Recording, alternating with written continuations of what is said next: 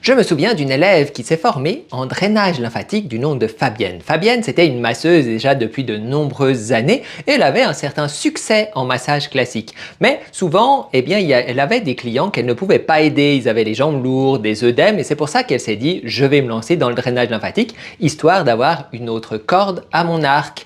Et elle a eu de la peine au début parce qu'elle avait tellement l'habitude de pétrir, d'aller en profondeur, d'utiliser le poids de son corps que d'arriver dans le drainage avec ses gestes doux et très contrôlés, ça lui était difficile. Mais elle s'est lancée et elle a appris, il lui a fallu un peu de temps et elle a commencé à devenir de mieux en mieux au niveau technique et à faire comme ça du drainage lymphatique et elle en a proposé à ses clients en massage du drainage.